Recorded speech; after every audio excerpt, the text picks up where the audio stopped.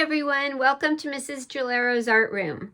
Today we're going to make an art project based on this awesome book maybe some of you have read called The Wild Robot by Peter Brown. And Peter Brown also did the wonderful illustrations.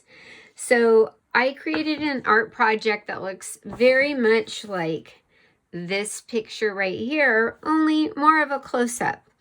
If you'd like to make your wild robot or your Roz in a different position, you can, but it would be really hard for me to show you all the different positions. So here's some possible details that you could add. Here is Roz in her garden with Bright Bill. You might want to add some flowers to look like she's in her garden.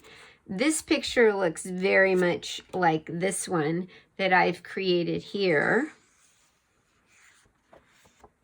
This is a picture of Roz when she has her new foot that her friends made for her. And this is a really cute picture with Roz and Bright Bill together with her new foot. So let's get started. The first thing you need is a piece of white paper. And it needs to be this way, portrait. And we are going to sketch a picture to look like this. If you have watercolor paints, and especially if you also have a white watercolor paint, that will come in handy for this project. So we are going to first try to create a Roz. This Roz here is a little bit high on the page, which is fine. You can make yours wherever you want to. So first you're going to go ahead, and I've made this one dark so you can see it, but you're going to go ahead and with pencil make this line right here, however wide you want that to be. And then you're going to create this shape, sort of a half oval. And if you don't like the way you do it at first, fix it, erase it. It's nice to have a pencil with an eraser you like, don't you think?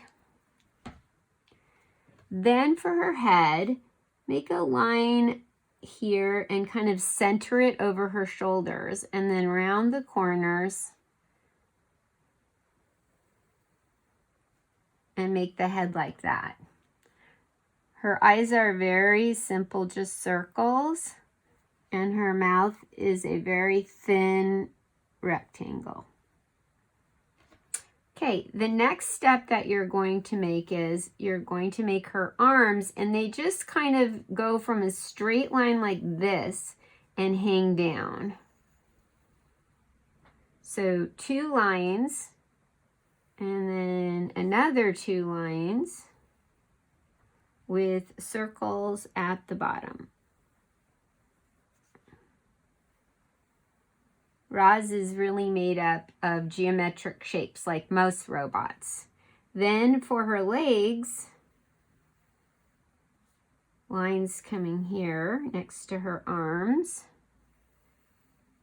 And 2 more lines, only make these a little bit longer.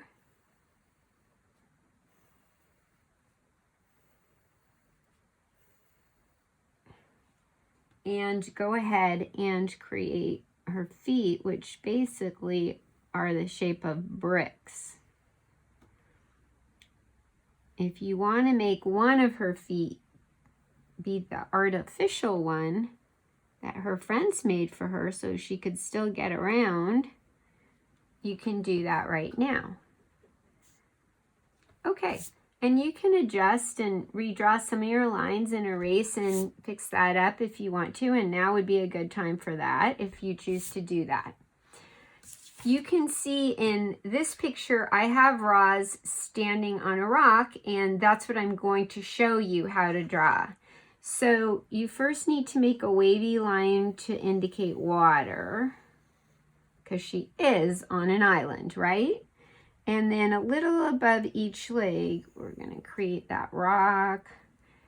And, you know, rocks don't have to be symmetrical. They can be any shape you want. And then in the background, go ahead and draw some more rocks, whatever shape of rocks you want. So it indicates a pile of rocks that she's standing on. Next, we're going to go ahead and add trees.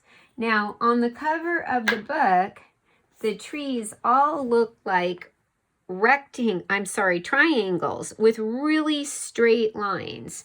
So you can do the same thing. You can even, if you want to, use a ruler to create lines for your trees. And I don't usually suggest using rulers in art, but for this particular project, I drew one going that way, and then one to the rock here. And of course, you can make your trees however you want to, but I wanted there to be a big black tree behind her so that the gray robot would really stand out. And then I'm going to go ahead and put a tree here as well.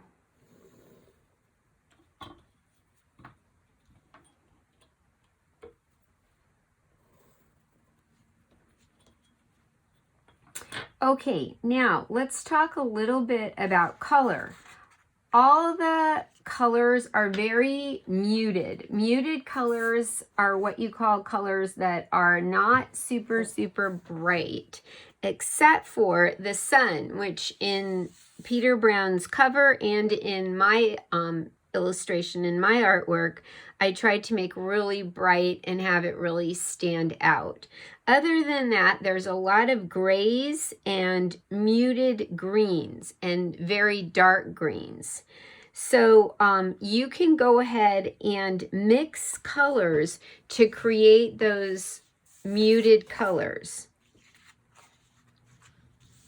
Let me show you what I mean. It's super helpful if you have white in your paints, because then you can just mix black and white to create gray.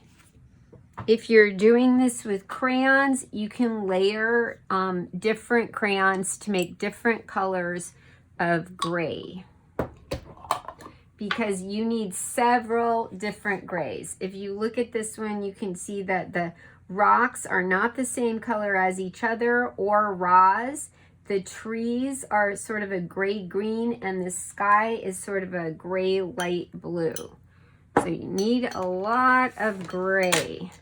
So to create gray, you're going to take your white watercolor or whatever kind of paint or crayons that you have. And since I have white watercolor, that's what I'm going to show you. And I'm just going to put it, you can put it on a plate. I happen to have a palette that I can use. And I'm going to get a lot of white paint and get it on my palette. Okay, now the rule for mixing colors with white is the dark colors are very powerful. You don't need very much black to make gray. So I'm barely putting any black here. And look, I already have gray. So I'm going to go ahead and paint Roz with this gray.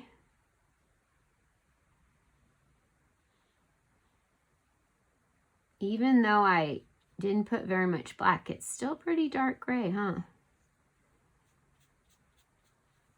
If I wanted a little lighter, I can put a little white on top of that, make it a little teeny bit lighter, which I think I do, right? Okay, now I want her head to be a slightly different gray than her body, and I want her arms, so I'm going to put a little more white in the paint that I used for her body to make her head.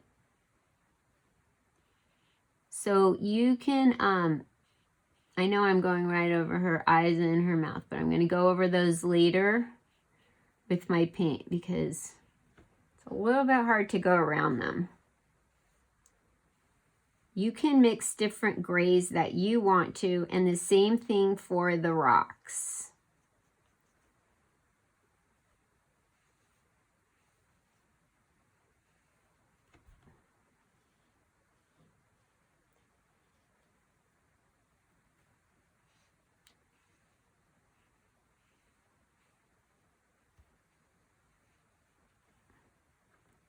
when we're all finished with this, we're going to shade and highlight with crayons or oil pastels, whatever you have.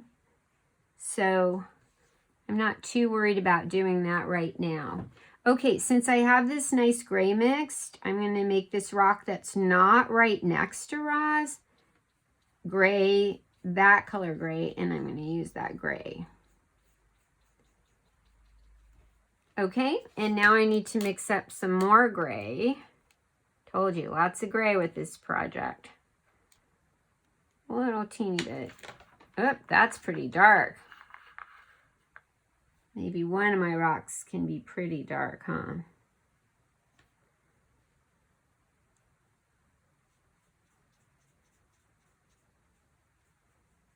Okay, so what you need to do is just mix up a whole bunch of grays and go ahead and paint your rocks. I'm going to do that as well, but I'm going to show you how to mix sort of a gray green, like a muted green. So you're going to, again, want some white paint, and you're going to add a teeny, like so little. Oh, that black is so powerful, isn't it? I feel like I need a little bit more white still. The black really takes over. Only this time I'm going to add also a little teeny bit of green. And I'm just going to keep adding green until it makes like pretty gray green color like for my trees. Okay. And then I'll go ahead and paint these that pretty gray green.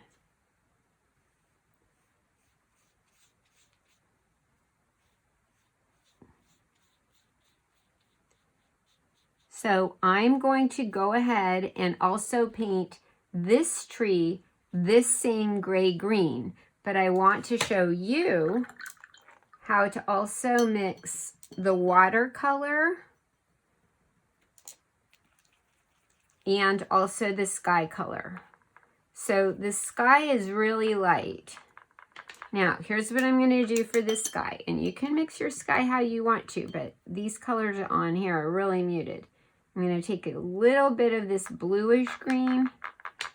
That's pretty, isn't it? And I'm going to make my sky that color.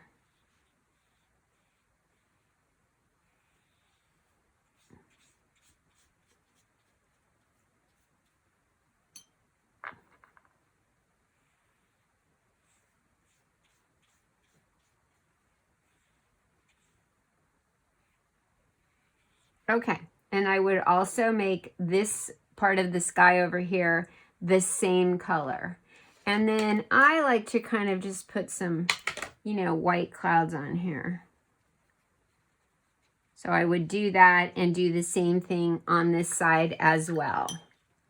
Okay, once you've done both of these, all your rocks, both of these trees are your gray-green, all your sky is your light blue, and you have some clouds.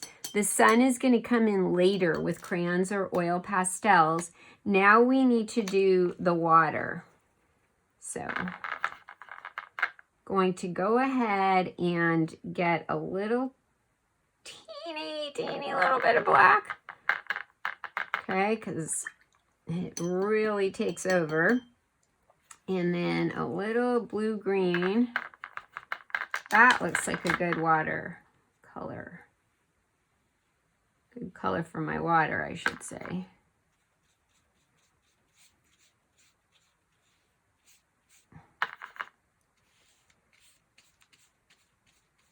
Okay, here's one tip. Mix enough so you don't run out, huh? Sorry, I ran out a little bit.